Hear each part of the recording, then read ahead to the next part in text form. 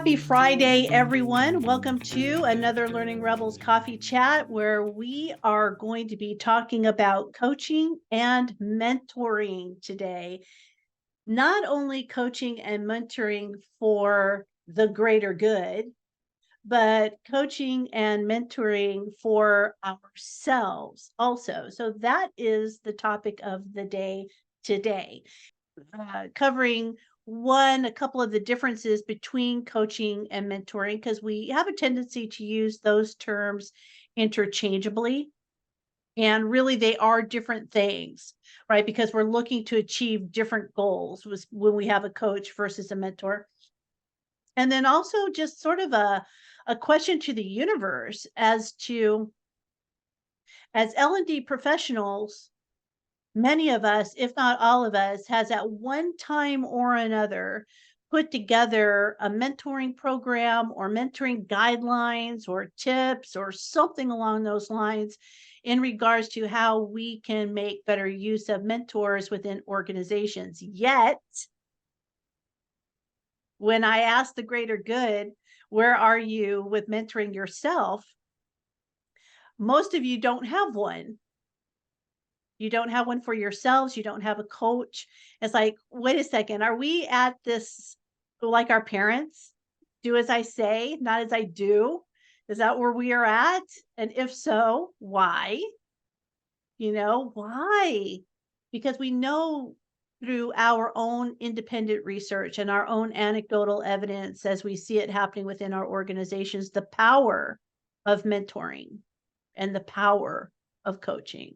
So why is it that we are not living by our own advice? So that was one question that I had for the universe. And then the other question was, okay, ourselves aside, why is it so difficult to get traction with mentoring programs, coaching programs within our organization? So it's sort of a twofer today. What's the dealio with ourselves and finding a mentor? What's the hard part? What holds you back? I don't mind going first. I think I have two issues. Okay. One, and I've reached out to mentors before, and I do want one, but I have, if y'all do strength finders, my woo is off the charts. Like I'm a very strong personality. I also am a little unfocused. So for example, my last therapist just stopped texting me. Like she just stopped texting me. So I don't know if I scare people off. There's that. I come across very strong, and I am, but I'm also unfocused. I'm not always sure what I need a mentor for. And so that's where I am. So it's totally on me. I'm not blaming the mentors, but I have reached out and they just sort of flutter away. So obviously I'm reaching out to the wrong people. So I don't know. Mhm. So what do you think, Shannon? What do I do? Well, I don't know about your therapist. I definitely need a new therapist. Well, she one time told me, and I'll leave it at this. She goes, one time, she goes, you make me wonder what I'm doing with my life. And I kind of like, huh. What does that mean? I think the role, because I end up becoming their therapist, because I make them anyway, it doesn't, that we'll take that topic off. We'll take that topic off. But I think you're right. It's and I'm really curious as to your all's opinion on this. Is finding a mentor, it's easy to say, go out, find a mentor. Finding the right mentor becomes the hard bit. And so I think and I'll speak for myself, it's a matter of knowing. You do have to know what you want. What are you looking for, out of a mentoring relationship? And then it's trial and error sometimes, you know? Eh, and that's the way that I went about it. And when I found the person who I consider a mentor in my life, it was purely by accident. It wasn't somebody who I tapped on the shoulder and said, "Hey, I'd like for you to help me out." It was by accident. So Erica, I saw your hand. What did you want to contribute? Um, First of all, I have a huge passion and love for this conversation and topic, so I'm going to do my best to not share it all. I think Donna hits a very important point, which is, and you just reiterated it, it's hard to find the information that helps you to comprehend how you can go about finding a mentor. And as you mentioned, Shannon, mentorship gets convoluted a lot with coaching, and I think where it's not only a lack of focus in ourselves and comprehending how to go about finding the mentor, and it means then if we're trying to tap somebody for mentorship, we're probably inadvertently maybe asking a much higher lift than the mentorship necessarily might need to be in that type of relationship. And so this is one of those things that I've put inside of this label of, like, as you said, Shannon, it's like easy to say it and it's heard all over the place, but trying to find helpful information to empower you to be effective in your efforts in finding a mentor is like not as bad as finding a needle in a haystack, but I would say that it's not necessarily always readily available. And then two, if you were to talk about coaching, because mentorship is an informal relationship, and you can have mentorship opportunities inside of obviously workplaces for things like onboarding. There's a lot of talk about being able to have a buddy or having an onboarding mentor. And then if it's coaching is obviously, or not obviously, it's another animal unto itself. But for coaching, I was going to say, Shannon, one of the biggest reasons why I think people don't end up getting coaches for themselves is because there is an investment into coaching, and a lot of people are probably going to find that lift difficult on a spectrum, either from I think they're a bunch of hooey and unnecessary, to it's out of my economic wherewithal right now. And then secondarily to that, because there's a huge spectrum out there of who calls themselves a coach, and I have very firm stances on this, I think it makes it more muddled and also more difficult for people to really truly comprehend what a good, effective coaching relationship can be for them, and both internally inside of our workspaces and then also externally. It's about knowing who you are first, and then also setting some guidelines. This is what I'm looking for. This is what I want to, this is how I can contribute. This is the investment I'm willing to make as far as time, etc. So you have this strategy map, if you will, for a mentoring relationship, right? And it's like, what kind of personality am I best suited to?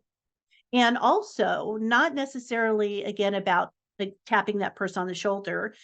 It's that serendipity that goes with it. So it's, so Donna, it would be not unlike our relationship, Donna. So we found each other by accident, right? We found that we liked each other. So we started talking here and there, dropping a few emails here and there.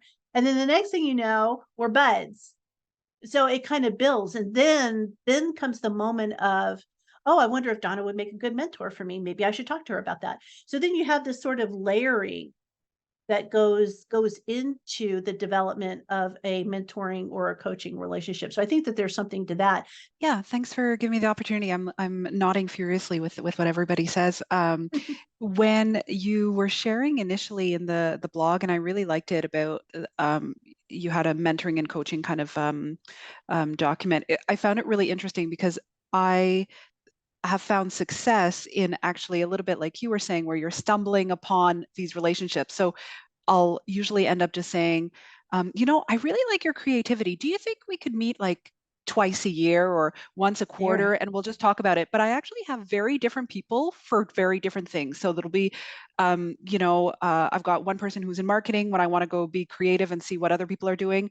For when I'm feeling a little bit of imposter syndrome, I'll go towards somebody else, and we all have different times. So that has actually been more successful for me than going up to a stranger or not a stranger and being like, hey, do you want to marry me even before going on a first date, right? Because that's what it is. It's like this all-encompassing kind of like mentorship. And it really is intimidating for some people who don't know, to Erica's point, they don't know what they're taking on. So if you can kind of break it down, I've found a lot more success. So interesting, like long term, there are sometimes I'll meet people for, 4 times over a year and we've helped each other and then it's there. Like it doesn't have to be a forever. And I think there's actually a third one that we talk about here at work, and additional to coaching and mentoring is actually the advocate. So who knows Okay. about what you do? So not only what you know, but who knows what you know. So people who are talking about you in the background and who are saying, Shannon is really great in this space, and so it brings this advocacy even when you're not in the room, and I love that. that's fun that somebody possibly could be doing that and talking behind your back. I love that. I love that, having the advocate for you. And I think you bring up a couple of good points there, Jennifer. It's you don't have to, it doesn't have to be meeting with a mentor or a coach every week. It could be once a month. It could be a few times a year, like you said. And also, I think it's important to point out that it doesn't, like you said, also, it doesn't have to be forever. Maybe you have a particular goal that you are trying to meet and you have met that goal. And maybe the mentor turns into more of a friend than a mentoring relationship. So maybe it reaches its natural conclusion, right?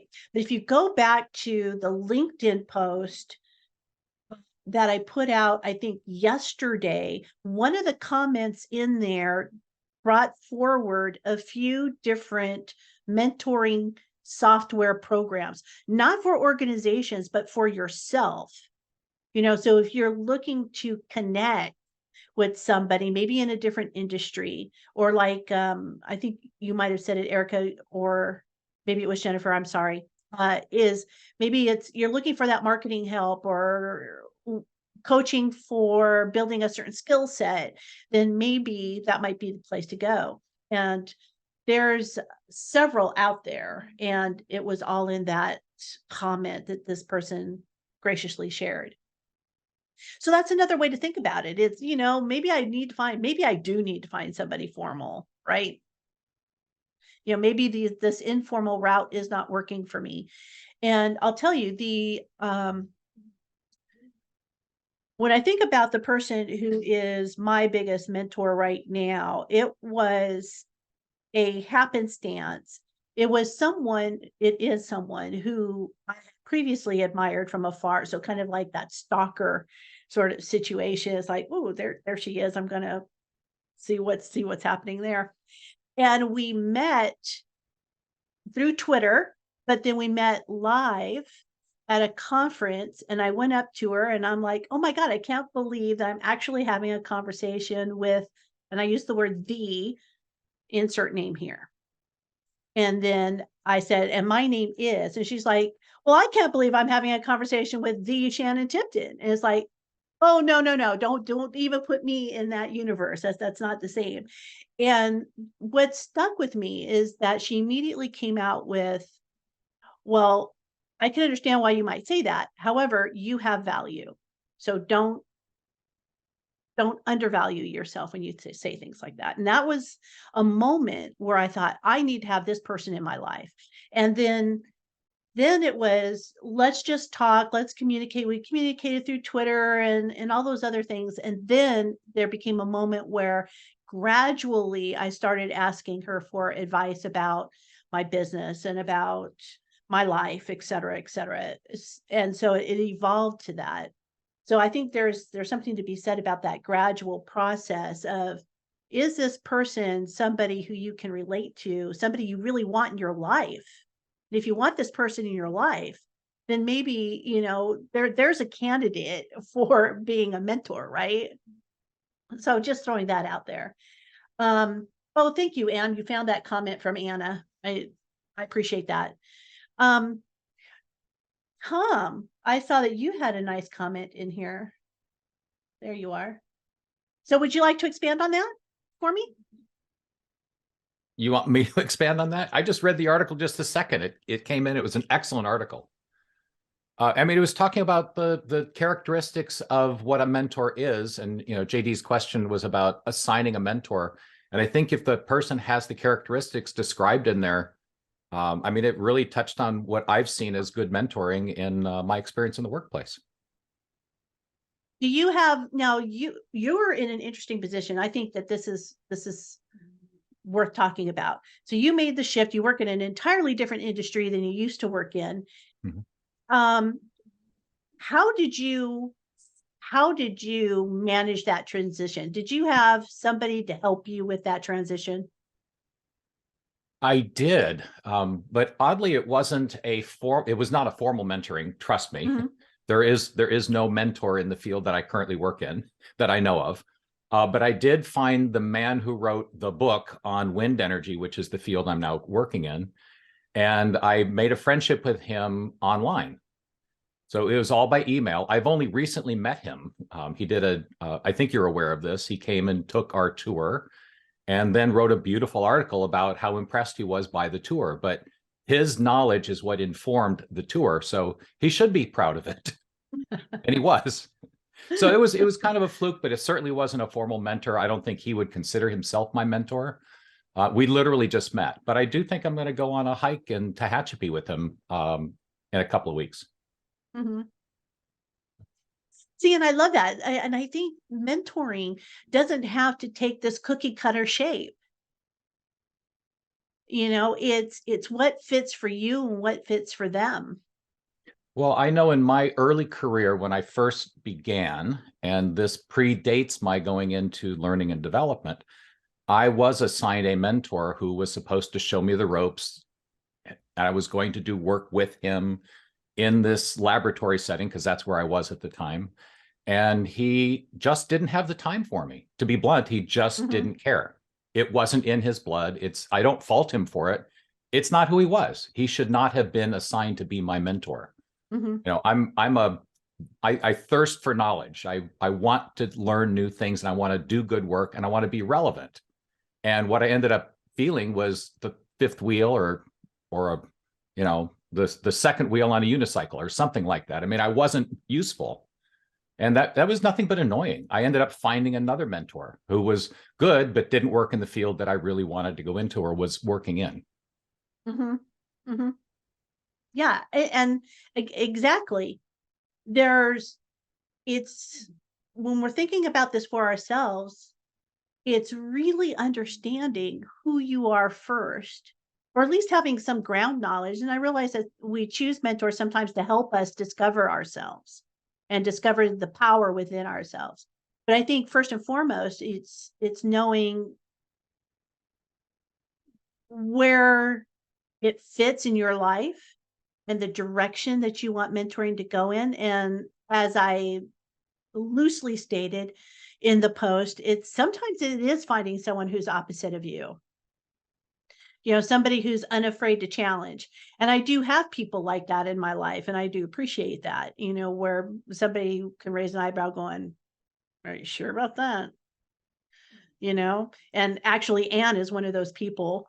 So I don't see her on screen right now, but she's one of those people where I'll talk to her, she'll be like, "Are you sure about that?" And so I appreciate that. And we all need that person, to be around us. And maybe it's not a mentoring relationship, but it's still a good relationship to have somebody who can keep you honest, right?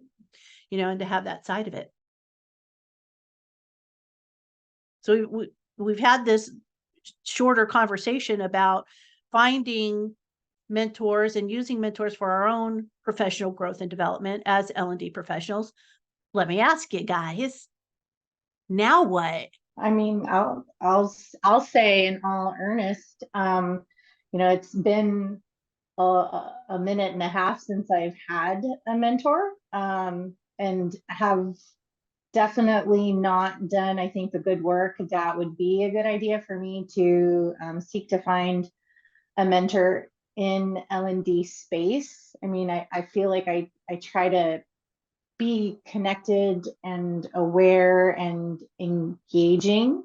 The the pandemic definitely like threw that off in regards to, I felt very insulated for a Mhm. while there, wasn't making those connections. So I'm hoping as everything maybe feels like it's flourishing a little bit more, maybe that it feels more like it's okay to come out of shells and to communicate and to try to connect with people again. So I think I also recognize that the things that I mention or am aware that may be hindrances or barriers to why other individuals struggle, that is obviously a struggle for me. And seek to understand a little bit more about how to get over that barrier for myself. Because I do think that mentorships can be valuable. I think a big reason why I then get a knee-jerk response to it, Shannon, is because I think then there's a level of the sense of I'm being a burden that I bring to the table. And like not able to square that away in my head, and feeling like, because if everything is so fast paced and information is fire hose, as we all use repeatedly in this industry with information, it's like, do I really want to be another piece of that fire hose to another individual? That's a good point. Right. And so I think that that's where, like, in the blog and the resource about like how we can try to do some of that foundational footwork so that we can try to start off on the right foot, so that we don't maybe connect to that idea of feeling like a burden to somebody who might be open. And I think it's always important, if we do and ask, this is something I learned a while ago, and I forget where I learned it from, but always then like saying something like, and if this is something that isn't, okay for you or doable for you, or if this is not the time for you, please feel free to let me know, right? Like giving a person permission to be able to say no, I think is hugely important when we are doing some sort of ask. Mhm. I think you raised such a good point, and I'm really curious to hear what everybody else on the call has to say. You just rang a big bell with me, Erica, because I'm sure I'm not the only one, because I saw nodding heads here, where it's like, oh my God, I just cannot talk to this person about this, because it's just a burden. I cannot eat up any more of their time on this. And I'm not the only one. So how do you guys reconcile this in your heads? So Victoria, I saw you nodding. How do you reconcile that? How do you have that internal conversation?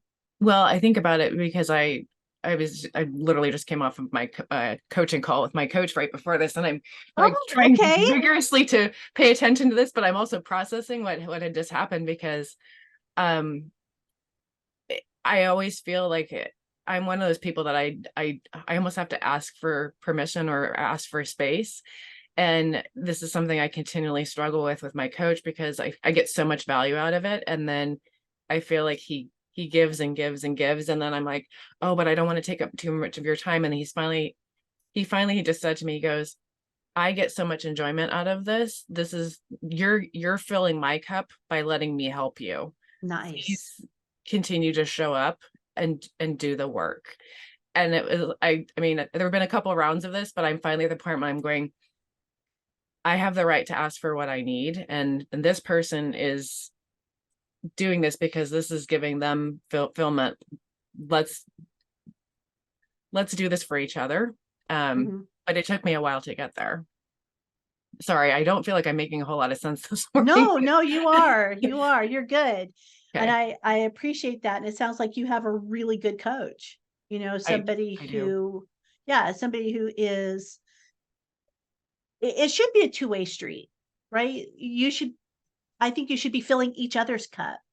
And it sounds like you've got a wise person on the other end of the line there. So good on you. Congratulations. Well, I'm lucky because it was a former colleague and who's also become a friend and a coach, but that also adds, having those various relationships also adds a layer of complexity too. And so knowing which lane are we in when we meet, and what's okay to talk about in that given space versus not. And so there do need to be some boundaries. Mhm. Excellent. Thank you for sharing that. And Maureen, you put something interesting in the chat about reverse mentoring. Yeah, so that's more for like the kind of older or more seasoned workers, and actually even at like the executive levels of the organization, in order to be, I mean, social media and having a presence online is a big part of a company's brand now. And so, like it was even at again, the executive level that they've taken on reverse mentors. So they've partnered with somebody who's fairly new, or they might be like, the Gen Z, or, that they learn from them. Um, the ins and outs of Mhm. posting and social media, and it's just done in a way so it's mutually beneficial, because then the kind of the younger person appreciates where the older person is, and then also to be vulnerable as an executive of the company, to be asking of that from somebody who's a relatively new hire it's just a nice relationship to establish. And so, which also reminds me, there's a wonderful movie. At this point it's probably 15 years old, maybe more, but it's called In Good Company, and it is about the importance of having a mentor, and somebody who it's Dennis Quaid, and then Topher Grace is like the younger person. And so the younger person ends up coming in and being more of the leader, but what they are lacking is that maturity and even the ability to connect with other people. So they end up learning from the Dennis Quaid character, the importance of having that mentorship. Mhm. So Interesting. even though they're at different levels of the organization, um, it was just kind of, again, the learning from others. You can learn from those who are older than you, and you can learn from those who are younger than you. There's just a different viewpoint, Yep, and we all need each other, we do. We do. And this is why I advocate for people to join conversations like this one, certainly not exclusive to, to Learning Rebels, but there are other ones that happen like this. Join communities, network, go to conferences, meet people, and you don't have to do it live, right? And I think the pandemic kind of threw us all for a loop. It's like, oh, okay, those who weren't used to communicating in this particular type of venue, it might be a struggle for some. Now we're all kind of used to it. So now it's a matter of just jumping in. And if you are a member of your local ATD chapter, right, they do virtual events. So there are just so many ways. And one of the other comments that I think that was also on that LinkedIn post was, don't underestimate some of your side relationships, like your golf coach, or, the person who you see every day at the library. You never know who's going to be your next right hand, you know. So I think that there's an argument to be made, and it kind of goes back to what we were talking about the last coffee chat, which is about that serendipitous moment, right? We can't make those unexplored discoveries if we aren't present in the moment. And the same thing goes for mentoring, I think, is that if we're unaware of who we surround ourselves with, then finding someone to help us becomes exponentially more difficult. And that's such an important point. I love how you connected it to our last conversation about that, Shannon, about, that being present in the moment and having that sense of awareness and curiosity. In the coaching that I do, and when I was working with adults in transition, one of the sheets that we gave them, it was about, being able to, I called it, identifying your tribe. I'm not sure if I like tribe anymore. I think tribe has some weird connotations now, but anyways, identifying in network just sounded, too sterile. But it was an opportunity. I think it's a way of doing what you're talking about. So I'm trying to connect it to that idea of like us being present in the moment, or aware about the peripheries. So, right, those things that we would maybe easily just sort of like, and allow it to fly by. But maybe there's something there, because these individuals who we may have some sort of ongoing type of connection to, our awareness towards them may help to open up ideas or thoughts about possibilities. And so one of the things that we would do is I handed out this worksheet and we tried to create, there were buckets. I think I had 6 overall buckets of trying to identify where individuals within their space would land. And obviously with people in transition, the idea that we're trying to connect there is, you know, and I think Donna started us off with it. No, I apologize. It was somebody else, about the idea. It's not just who you know, it's about who knows you as well, right? And so that idea of this mutually beneficial relationship, even if it doesn't culminate into BFFs and we're gonna, you know, go skipping into the sunset with one another, it is about the exchange of the energy between the individuals that we are connecting with, so that it isn't just about, and I think that's why your example was so awesome, Shannon. So thank you for sharing it. That the person who you maybe put slightly up on a pedestal was human enough and humane enough to say, no, what about me? I'm speaking with the Shannon Tipton, because again, it's that the exchange of the energy that everybody brings value. Everybody has an opportunity to provide that particular level of whatever it is that they do well, or how they see things. And so if we can take a look at our networks, our tribes, our groups, our bubbles, our rebels, and our communities, that maybe some of those individuals on the periphery might be something where we want to explore, because maybe there is something there that provides another sense of value to something that might be mentorship.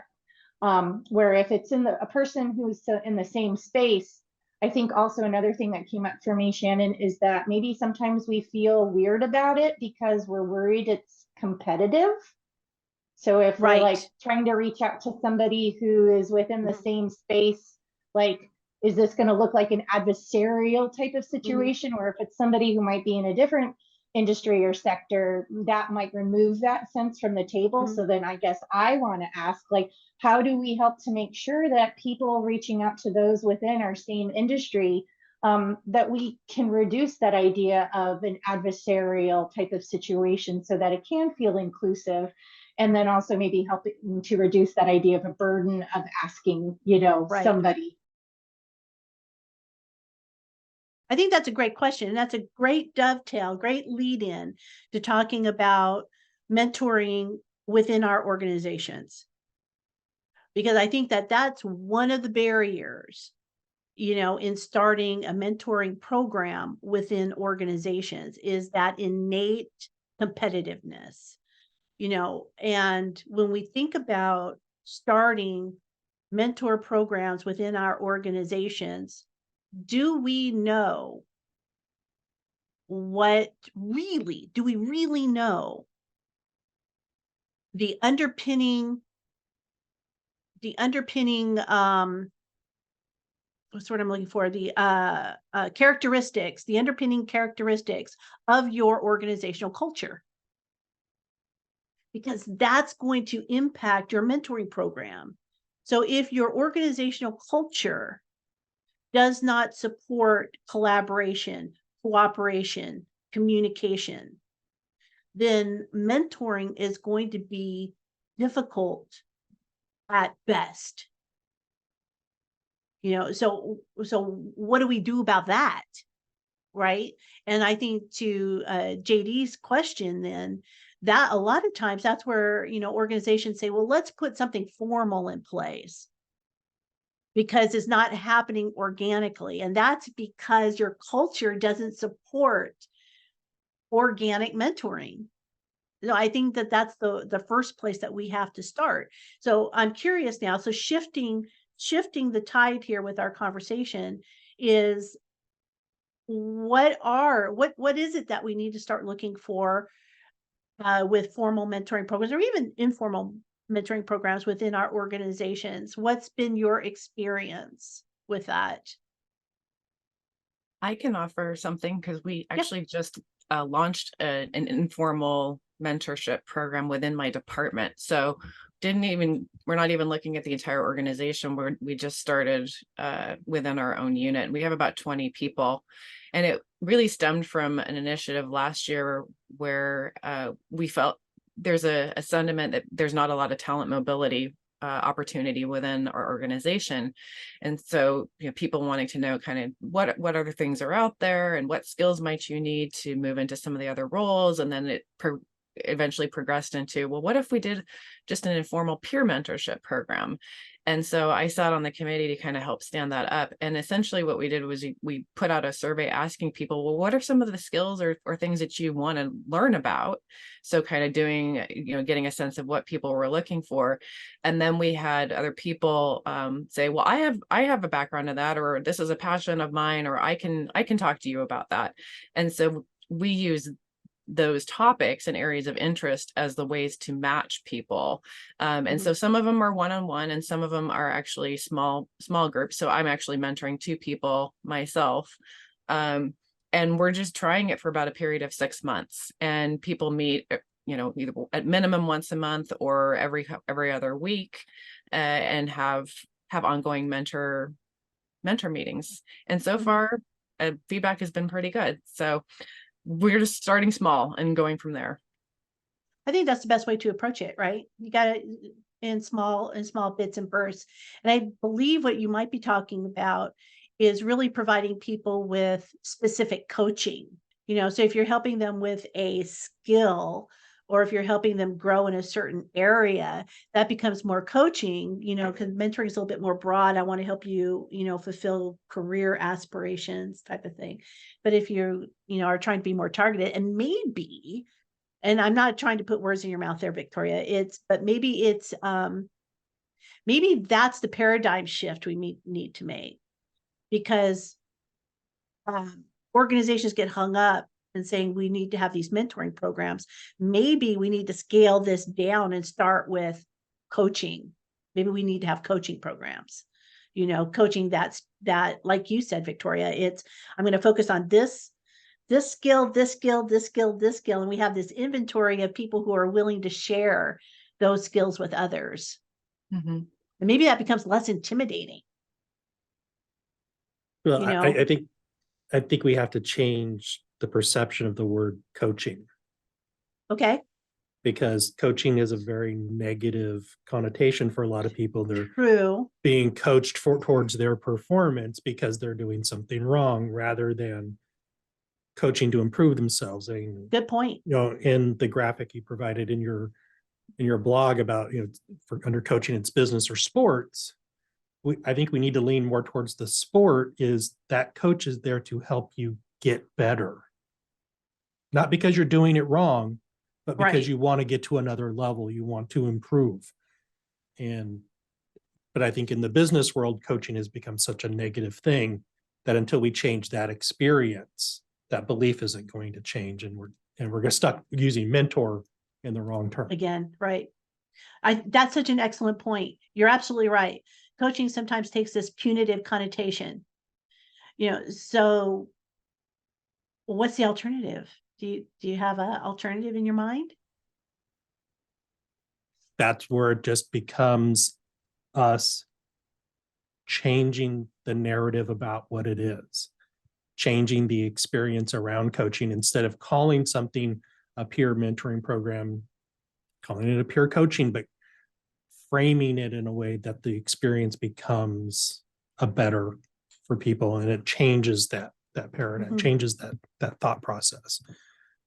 I've been stuck on the results triangle for the last few weeks of how do we change people's experiences so their beliefs are different, so that their actions are different, so that the results are different, and right between there, so that we change the culture around what we're doing. So that my head's been there for like the last 2 or 3 weeks, and I think the folks at work are getting sick of hearing about it. But I know we're at a point where that's what's happening here at work, and where we need to do what we need to do. Right.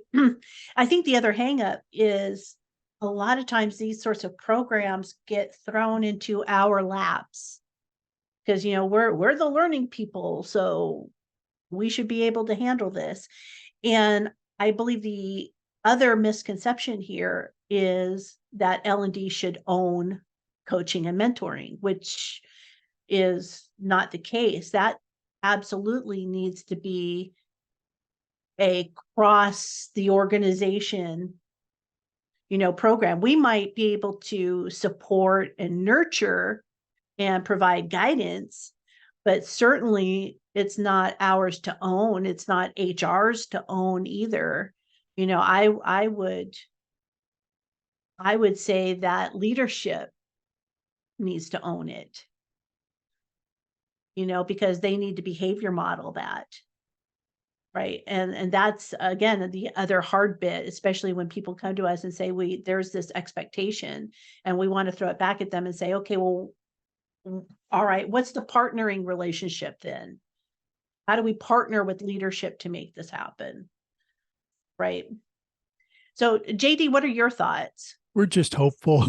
I guess I'm hopeful, and that's where ours is starting. It's very much involving our leadership, our executive team. And again, it's a program where the culture is towards collaboration. There we have a lot of teams, breakout teams, interdepartmental teams. So there is a lot of collaboration internally, but nothing like this has evolved here. I don't believe. I've only been here a year, so going back, I don't know what everybody's experience is. But we're growing. We have a lot of new managers. We have a lot of new executives. So part of that spin up for our program is to involve them. And the first hurdle, I think, like I shared in our forum, was that to let them know what the difference between coaching and mentoring and where we want to go with this program, the expectations of our success for this program, and also the understanding that it's a trial period. We are going to somewhat make it transactional. So we are going to assign people. They don't get to self-select, but hopefully that the awareness and building that experience about what it is and how it works may gain a little bit of traction with folks, and they see the value in it.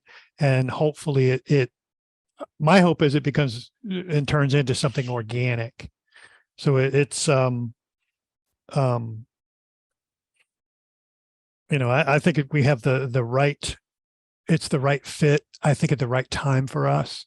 And I'm pretty excited about all the research that I've done and what we're proposing. I think it's going to land big with our executive team, and hopefully it will take off. And yeah, we can have success. What do you do with the people? What do you do with the people who don't want to be mentors? Well, I guess that's the catch-22. You want it to be organic, but how do you you can't really, I mean, forcing those relationships doesn't add any value to either party. So yeah, that's something you kind of have to look at, those failures and potential barriers for the program. We're reviewing those as we move forward. So yeah, it's potential outcome. Right. And Erica, I see your hand. I'll be there 1 second. And there are, I don't know if you're using a formal program, like Mentor Scout or something along those lines. Yeah, where there's an application process. Okay. That's what I figured. And that's kind of outside my scope right now. But as we go deeper into this process and bring on more assets for our program, then I'll be able to know more, a little bit more. I think that's the direction that I would personally go in, is to suggest that. So that way you at least ensure that people who have the desire, they may not have the skill set yet, but at least they have the desire, which is an important part, to coach or mentor someone, so I think that's would be my first starting point and my recommendation to leadership. Erica. I was just going to say that I don't think, JD, you should lament over the idea that this is a structured opportunity and that somehow it needs to evolve into organic. I think what I'm hearing you talk about, and Shannon just put into play, is the idea of allowing people to, opt out or in. But I think it also then comes to, how are you educating individuals so that they can understand, right? What is going to be their time commitment, what is being asked of them. So there is going to be some salesmanship, obviously, here. And I think that when Shannon mentioned earlier, a lot of these relationships are very time bound, right? It's for some sort of episodic purpose. So if you can allow individuals to also recognize that their commitment is only going to be a certain time frame. So I think what you're doing is you're actually taking away a lot of barriers for individuals, again, who would feel way too overwhelmed or feel, again, like they're being a burden to try to ask somebody at a different level within your organization. So I think it's great, and I think we shouldn't shy away from these organized opportunities. I think it's a matter of, and then it sounds like Shannon in part two, what are we doing to help make sure that people aren't either feeling, ramshackled, or to Jason's point, where somebody's feeling like, if they're going to participate in it, it's because they've done something wrong. Get those negative connotations out of the structure of whatever this type of formal opportunity is being provided, even on a small level, like Victoria's group has done. Great points. Great points. It could, and I in a past organization that I worked with, we had a formal mentoring program, and what we did is everybody who wanted to be a mentor applied, and people who wanted a mentor also applied. And it wasn't like an acceptance process. It was just like you're raising your hand to say, I want it. And then certain characteristics were matched up, and bada bing, bada boom, people were, connected. But I agree, Erica. I think it's a good place to start, because then that does take away that, oh, I'm bothering somebody, because that if you've been matched to the program, you're matched to somebody who wants to be there on both ends. So I think that does take away a perceived barrier. So thank you for that. All right. Any other thoughts around, mentoring programs within our organizations? It can be a tricky wicket, but it does have to have, you're implementing permission. Yeah, thank you, Erica. It is about getting leadership involved. And I'm glad to hear, JD, that, your leadership is on board with that, because there are some that treat it as, oh, okay. Oh, that little mentoring program. Okay. All right. So it's good to have complete buy-in with it. Time flies when you're having fun, and we are at the top of the hour.